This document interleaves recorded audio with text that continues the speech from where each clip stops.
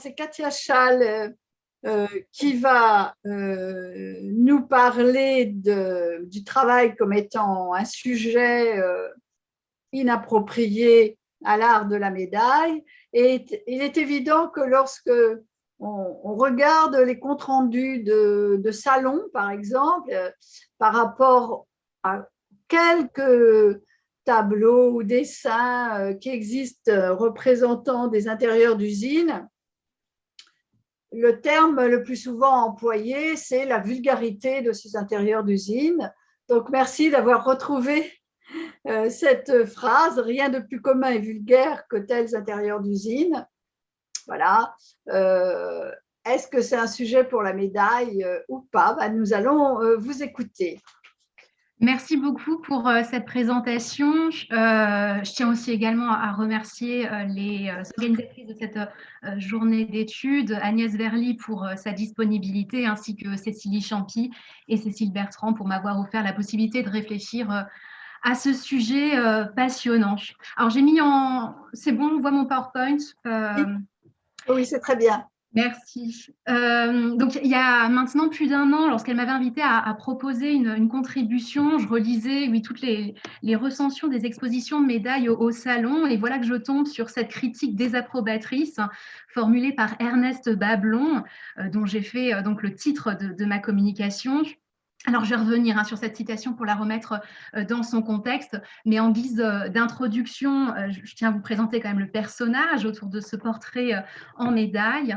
Ernest Bablon, qui est archiviste paléographe de formation et qui dirige le cabinet des médailles de la Bibliothèque nationale entre 1892 et 1924. Alors, il est spécialiste à l'origine de monnayage antique grec, mais sa curiosité le porte aussi à considérer le monnayage romain, médiéval, puis moderne, le transformant ainsi en l'un des principaux promoteurs d'une science numismatique qui, au tournant du XXe siècle, fait de l'objet monétaire et de l'objet médaillistique de véritables auxiliaires de l'histoire et de l'histoire de l'art. Et j'emprunte là ce constat à la thèse de Felicity Bodenstein.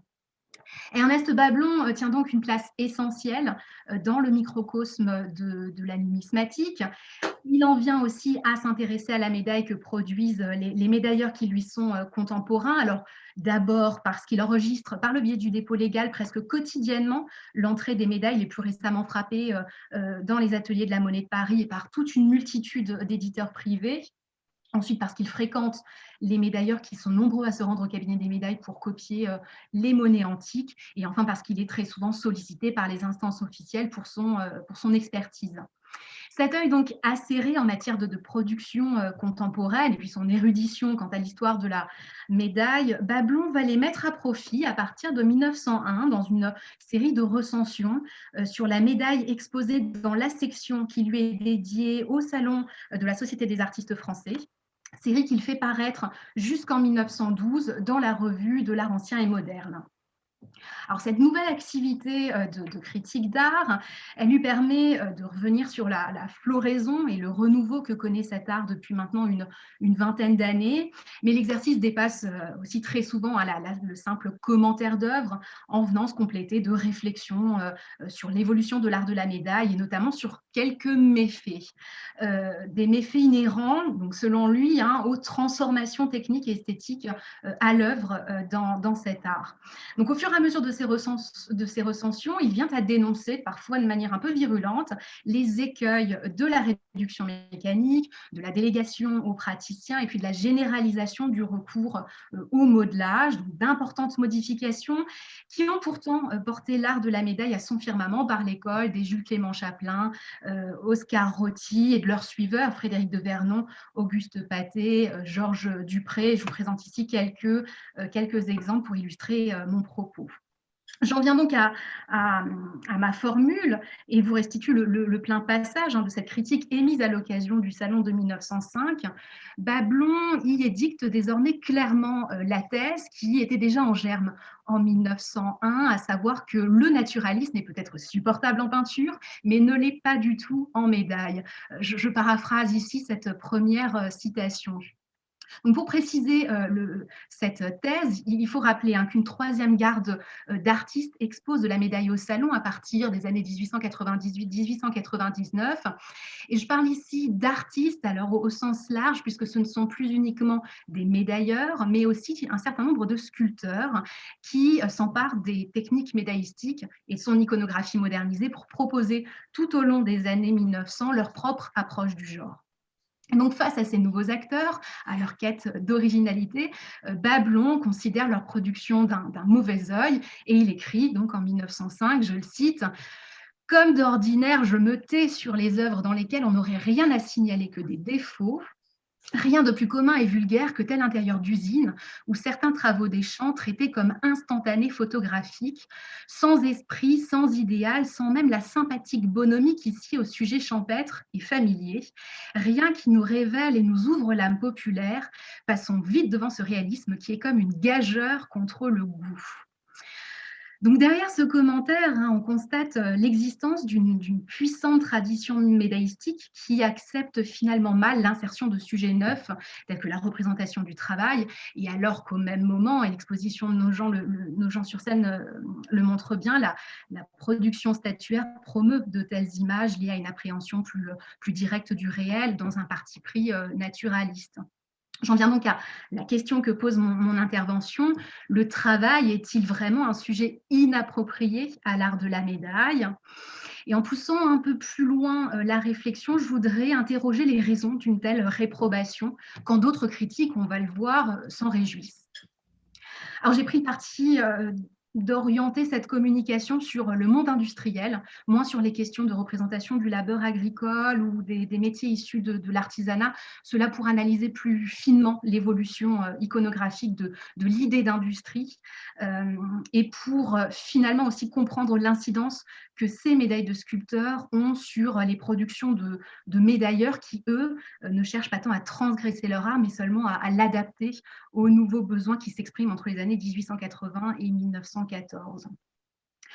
Donc, dans son réquisitoire contre l'introduction du naturalisme en médaille, Bablon se fait le défenseur du bon goût. Derrière le jugement esthétique se cachent en réalité des normes inflexibles en matière de composition médaillistique. Ces règles, elles sont mises en place depuis le XVIIe siècle, elles sont sanctuarisées au début du XIXe siècle par les académies et visent à garantir à l'objet médaillistique sa destination de monument commémoratif. Elle impose pour ce faire la concision graphique, un dessin disposé sur un seul plan, un relief peu saillant et une inscription univoque. Elle exige aussi que le sujet soit idéalisé pour y parvenir. Elle exclut donc le recours aux costumes modernes, aux physionomies triviales ou aux scènes jugées vulgaires, au profit donc du drapé intemporel, d'attributs symboliques et d'un canon qui réfère au modèle antique. Ces conventions, imposées avec dogmatisme, conduisent à l'homogénéisation de la production du premier tiers du XIXe siècle, à la permanence des modèles pendant encore un quart de siècle sous le burin des graveurs en médaille, sans compter donc leur survivance plus d'un siècle plus tard sous la plume de numismates tels que Bablon. Alors, j'ai choisi d'illustrer mes propos avec cette Minerve distribuant des couronnes de laurier que l'on doit à Nicolas Brenner. D'abord parce qu'elle répond parfaitement à toutes ces lois de la médaille, mais aussi parce que ce type reste en vigueur jusque dans les années 1860 pour récompenser les progrès de l'industrie.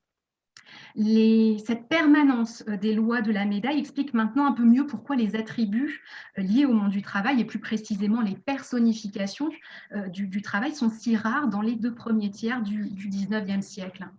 Alors, une des premières occurrences de médailles que j'ai trouvées dans l'inventaire du dépôt légal est cette œuvre de Félix Chabot. Il vient en quelque sorte compléter le catalogue de personnification que Cécilie Champy dresse dans son essai du catalogue de l'exposition, en adhérant en tout point aux caractéristiques des figures sculptées qui lui sont contemporaines, à savoir qu'elle est drapée à l'antique, elle est assise sur une roue crantée et elle manipule un marteau, un compas au-dessus d'une enclume.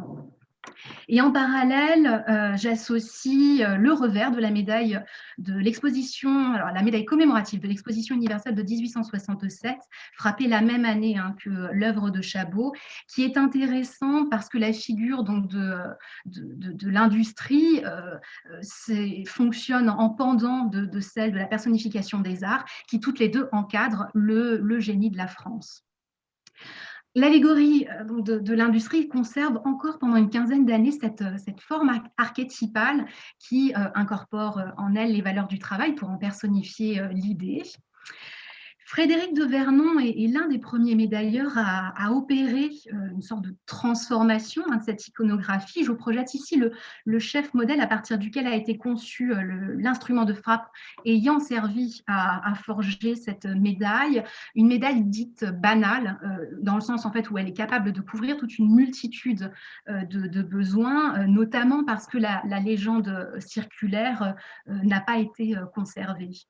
Donc la personnification qui est ici proposée est toujours assise sur l'éternel enclume, entourée d'une multitude d'attributs. En cela, elle correspond au type en vigueur, sauf que Vernon cherche à se débarrasser de ces aspects les plus archaïques en préférant au drapé intemporel un vêtement du quotidien autour duquel est fixé un tablier. Son marteau s'assimile à une véritable masse et se déploie évidemment tout autour d'elle tout un attirail de machines et d'outils synonymes du progrès engagé par la révolution industrielle, au premier rang desquels évidemment la fameuse machine à vapeur. L'année suivante, en 1885, Vernon passe un autre cap en concevant un projet très personnel de médaille pour des expositions du travail. Sa réflexion le pousse à substituer à l'éternelle allégorie féminine la silhouette d'un forgeron, je dirais même plus d'un véritable forgeron, au vu de sa densité, la densité de sa physionomie, avec cette mine songeuse face à l'outil de travail, affublée d'une chemise aux manches retroussées, qui lui permet donc de mettre en évidence la musculature des avant-bras. Une chemise aussi ouverte, enfin à moitié ouverte sur son torse, et ceci bien avant le grand paysan de Daloux, et qui porte un tablier de cuir et aux pieds des savates. Enfin, tout autour se trouvent encore plus d'instruments en usage dans la métallurgie, en plus de quelques produits finis. Alors j'insiste là sur tous ces détails car ils répondent pour moi aux mutations iconographiques qui se jouent aussi en sculpture au milieu des années 1880.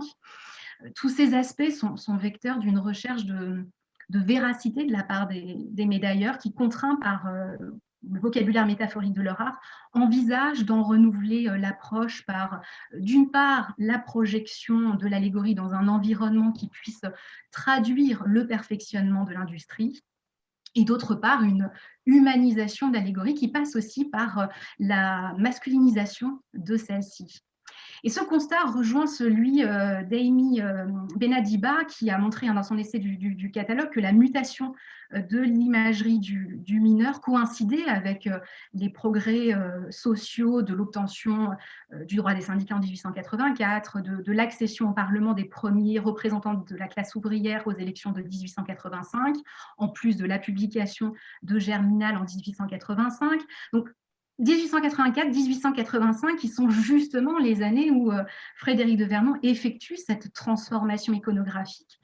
Et je n'y vois pas là une simple coïncidence. Il faut savoir que Vernon est un artiste à la sensibilité humaniste et il est ouvert aux questions sociales en fréquentant les milieux républicains. Vernon apparaît donc comme un pionnier en la matière, sauf que le dogme selon lequel les scènes de la vie moderne, par leur trivialité, dénaturent la médaille, résiste à ses initiatives en matière artistique. Il en fait encore l'amère expérience en octobre 1900, quand il reçoit une réponse négative à sa proposition de plaquette consacrant les vertus de la solidarité au travail. Alors, quelques mots sur la genèse de l'œuvre. À l'origine, Frédéric de Vernon soumet directement un projet de plaquette sous la forme de ce bas-relief à Alexandre Millerand, qui est alors ministre du Commerce, qui, véritablement séduit par l'idée d'en faire une nouvelle récompense, se tourne alors vers l'administration des Beaux-Arts pour en demander l'expertise. Henri Havard, alors inspecteur des Beaux-Arts et des Pêchers, il rédige, comme à son habitude, un précieux rapport dans lequel, après avoir affirmé, je le cite, que l'idée de ce projet est assurément neuve et ingénieuse, eh bien, il vient à émettre quelques doutes quant au message véhiculé par cette posture confraternelle autour d'une enclume. Il écrit notamment, je le cite, que Vernon n'a pas su éviter l'écueil auquel se heurte la généralité des sculpteurs qui, contresens assez curieux, prétendent représenter le travail par une figure au repos et croient qu'on peut exprimer l'activité par l'inaction. Ces deux forgerons, qui cessent de forger pour se regarder dans le blanc des yeux et qui, fièrement campés, se placent la main sur l'épaule, ne font nullement penser à des travailleurs solidaires, mais plutôt à deux adversaires prêts à en venir aux mains. Fin de citation. Et plus loin encore dans son rapport, l'ingénieur ajoute que ces deux travailleurs qui sont ici représentés, à savoir deux forgerons, lui paraissent trop exclusifs pour représenter la diversité des métiers, ce qui pourrait engendrer quelques incompréhensions. Il écrit alors, et je le cite encore, « Certes, la forge joue dans l'industrie un rôle considérable, mais ce rôle n'est pas unique. Combien n'est-il pas de professions qui exigent la solidarité la plus complète chez ceux qui l'exercent et qui n'ont rien à démêler avec l'enclume et le marteau ?» Fin de citation. Et de conclure son rapport en incitant le médailleur à associer l'architecture, la sculpture et la peinture pour montrer que la solidarité est généralisée à l'ensemble des branches du travail s'il veut voir son œuvre commandée. Or, Frédéric de Vernon ne tient absolument pas à modifier son idée.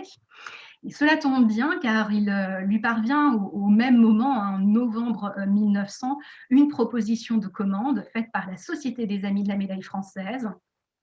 Le projet donc est alors immédiatement soumis et admis tel quel pour être finalement frappé en 1902, un tout petit délai qui s'explique en fait par la nécessité d'ajouter une seconde composition pour former le revers à cette plaquette.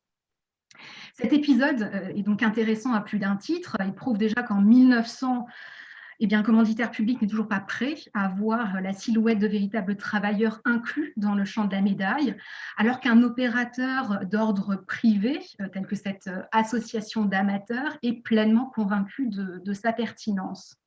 Si convaincu qu'elle n'en reste pas à ce coup d'essai, durant les 10 années de son existence, la Société des Amis de la Médaille française cherche à promouvoir l'art de la médaille contemporaine par le biais de commandes de 4 à 5 nouveaux types médaillistiques par an.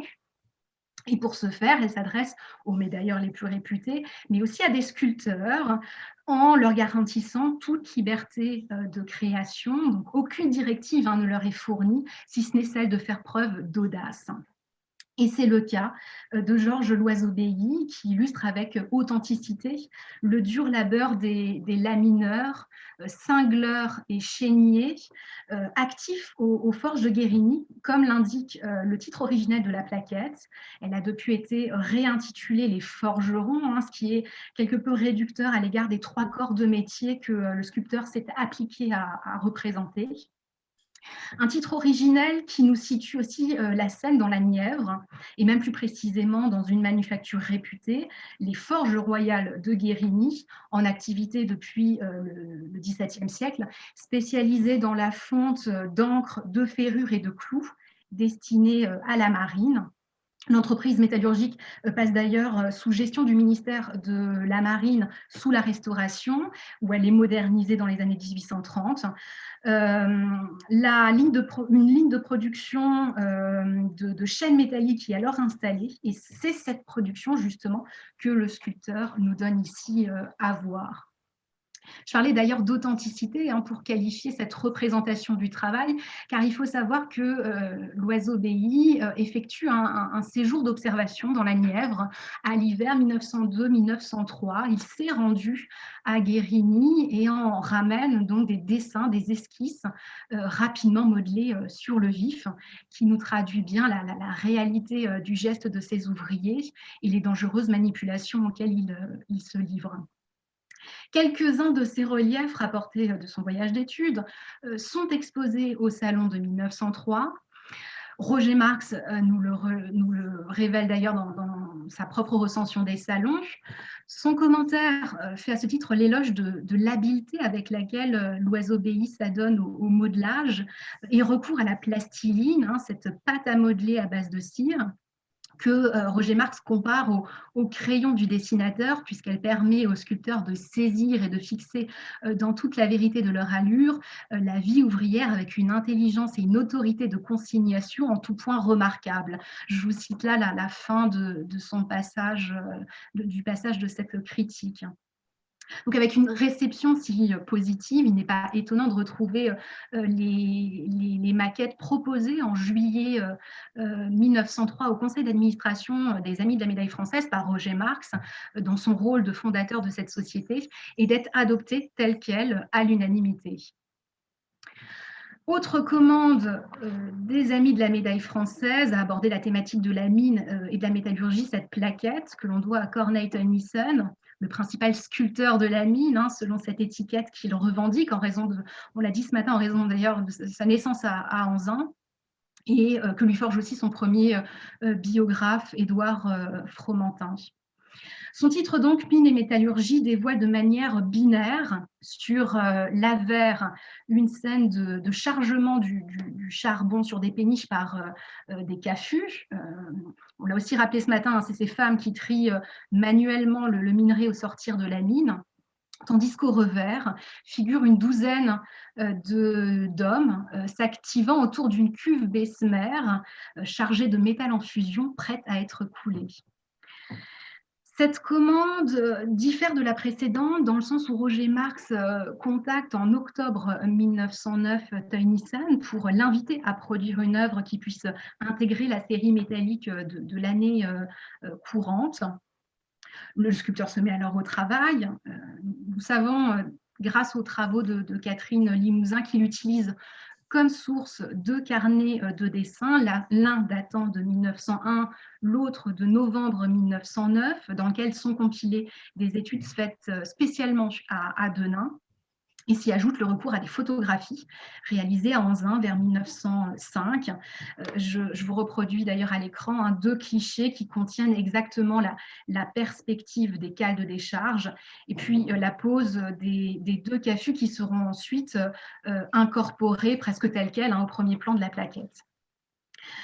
Tennyson travaille donc en atelier à partir de ces documents de manière à pouvoir proposer à Roger Marx au printemps 1910 4 esquisses représentant la remontée de la mine, les casseurs de minerais, les caffus et la coulée de l'acier. Et ce sont donc ces deux dernières suggestions qui recueillent l'assentiment du conseil d'administration de la société et qui aboutissent à la frappe en mars 1911 de 131 exemplaires de cette plaquette.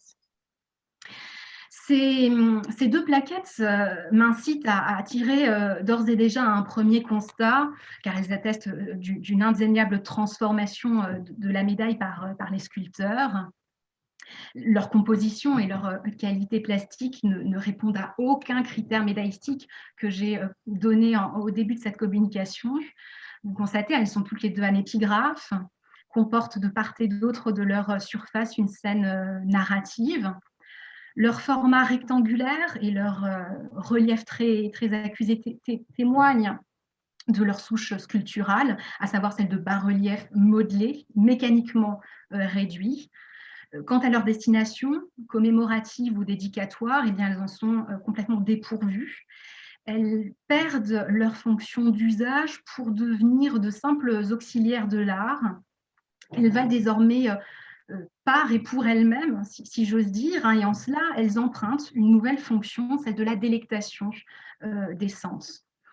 Toutes deux se destinent à être manipulées par des amateurs, à se laisser contempler par l'œil, qui a le loisir d'ailleurs d'aller se promener librement à leur surface sans être entravé par un sens de lecture.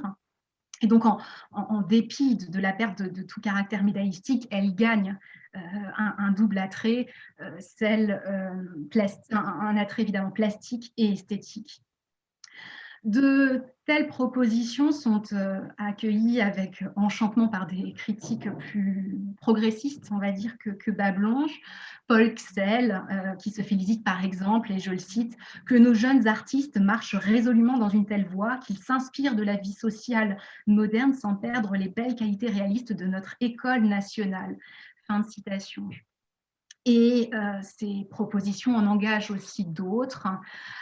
À son tour, l'administration des monnaies et médailles va intégrer à son catalogue quelques nouveaux modèles contenant des représentations du monde du travail.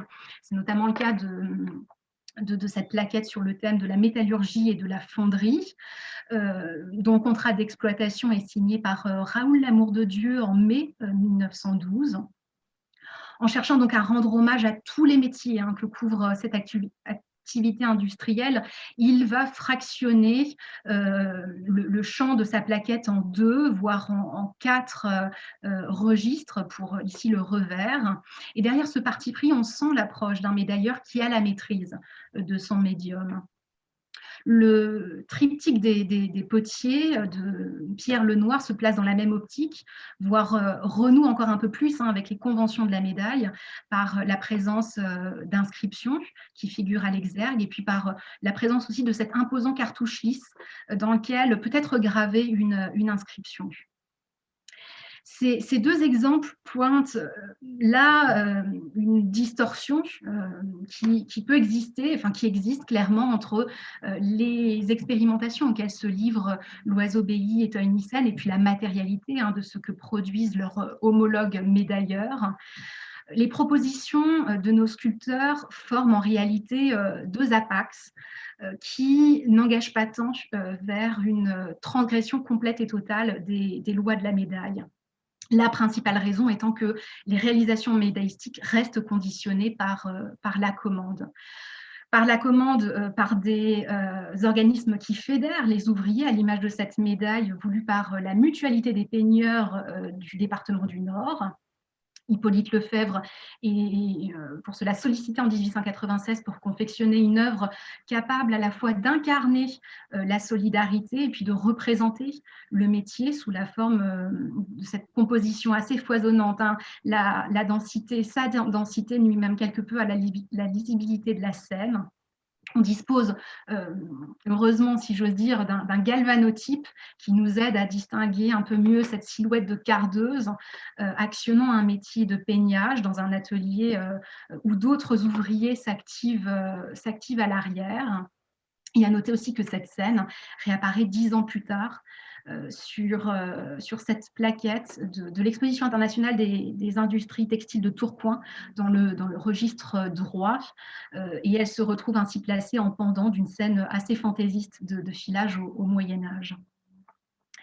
La médaille, elle sert aussi à commémorer le succès et la pérennité de quelques aventures industrielles. Ici, la plaquette du cinquantenaire de la fondation de l'usine Christofle, conçue en 1892 par Oscar Roty à la demande de Paul Christofle. La volonté du patron était alors de la distribuer à tous ses convives à l'occasion d'un banquet qu'il organise le dimanche 27 octobre 1892 et qui réunit tout le personnel de la maison d'orfèvrerie. La plaquette associe deux registres, celui déjà idéal qui évoque l'invention en présence de figures abstraites comme notamment la figure de la science qui se dresse devant le fondateur de la maison, Charles Christofle, et puis celui réel, en nous projetant dans un atelier d'argenture et puis dans un atelier d'orfèvrerie. Et pour l'anecdote, Oscar Roty n'a pas hésité à se portraiturer sous les traits de l'orfèvre. La commande d'entreprise a aussi pour vocation la récompense. En 1905, la société Michelin commande cette médaille dans l'optique de la distribuer aux lauréats des concours Bibendum. Le relief proposé par Charles Pillet évacue alors le motif allégorique au profit d'une scène de démoulage d'un pneu, une iconographie fascinante parce que complètement inédite. Et sa signification n'a d'ailleurs aucun rapport avec l'usage précis de la médaille, mais le choix du motif est dicté par le quasi-monopole que l'entreprise Michelin possède déjà dans ce domaine industriel, et aussi par une politique publicitaire où le motif du pneu est toujours central. La représentation du travail est enfin convoquée pour rendre hommage à quelques grands capitaines d'industrie. La représentation d'ouvriers en plein labeur vient alors compléter le portrait et remplacer souvent aussi les très longs textes dédicatoires. Alors, je ne voulais pas multiplier dans ma communication les exemples de médailles d'Alexandre Charpentier, qu'on sait être un sculpteur médailleur particulièrement attentif à cette question de la représentation du travail. L'exposition le montre très bien. Je le convoque uniquement au détour de cette plaquette à l'effigie de Valère Mabille, le fondateur des aciéries de Marimonge, réputé pour sa politique sociale en faveur de ses salariés. Son revers est en tout point remarquable, puisque Charpentier transcrit, comme à son habitude, l'ouvrier à l'œuvre dans une sorte d'instantané qui n'échappe pas dès 1900 à Jean de Fauville, un numismate à l'ouverture d'esprit manifeste.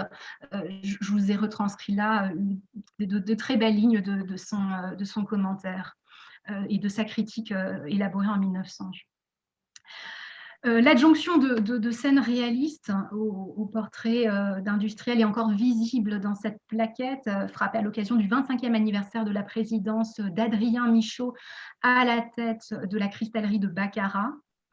Et donc, de part et d'autre, des profils des Michaud, père et fils, coexistent, deux scènes de façonnage et de décoration du cristal par des artisans verriers.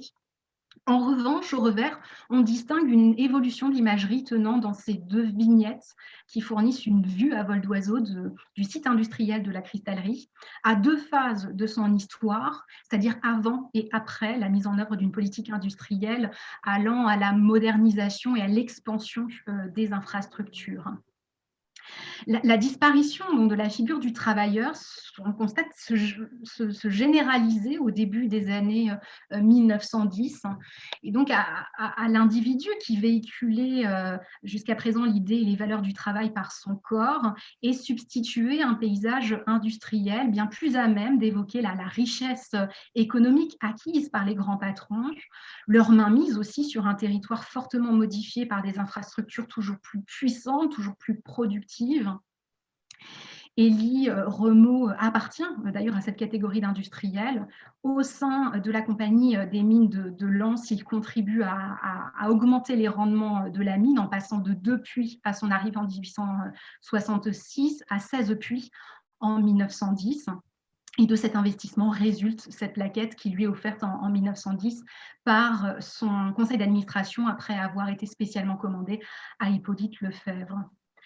Je termine donc ma communication sur ce retour à une abstraction des sujets où s'impose à nouveau l'idéalisation par l'usage de l'allégorie, et puis tout nouvellement du paysage industriel comme synecdote du monde du travail.